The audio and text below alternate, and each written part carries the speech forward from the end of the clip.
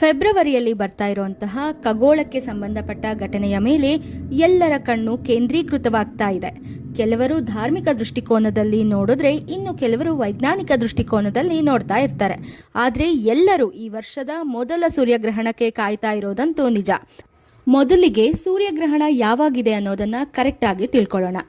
17ನೇ ತಾರೀಕು ಫೆಬ್ರವರಿ ಮಂಗಳವಾರದಂದು ಪಾಲ್ಗುಣಿ ಅಮಾವಾಸ್ಯೆಯ ದಿನ ಈ ವರ್ಷ ಮೊದಲ ಸೂರ್ಯಗ್ರಹಣ ಕುಂಭರಾಶಿ ಶತಭಿಷ ನಕ್ಷತ್ರದಲ್ಲಿ ನಡೀತಾ ಇರೋದು.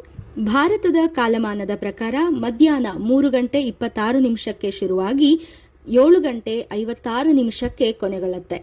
ಈ ಸೂರ್ಯಗ್ರಹಣ ಅಂಟಾರ್ಟಿಕಾ, ಆಫ್ರಿಕಾದ ಕೆಲವು ಭಾಗಗಳು ಹಾಗೆ ಅಟ್ಲಾಂಟಿಕಾದ ಮಹಾಸಾಗರದ ಪ್ರದೇಶದಲ್ಲಿ ಮಾತ್ರ ಗೋಚರಿಸುತ್ತೆ.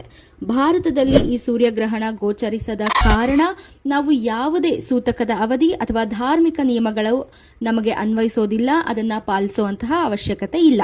ಆದರೆ ಜ್ಯೋತಿಷ್ಯ ದೃಷ್ಟಿಕೋನದಿಂದ ಈ ಗ್ರಹಣ ಕೆಲವೊಂದು ರಾಶಿಗಳ ಮೇಲೆ ಅಶುಭ ಪರಿಣಾಮಗಳನ್ನ, ಕೆಲವೊಂದು ರಾಶಿಗಳ ಮೇಲೆ ಶುಭ ಪರಿಣಾಮಗಳನ್ನ, ಇನ್ನುಳಿದ ರಾಶಿಗಳ ಮೇಲೆ ಸಾಧಾರಣವಾದಂತಹ ಪರಿಣಾಮಗಳನ್ನ ಬೀರ್ತಾ ಇದೆ.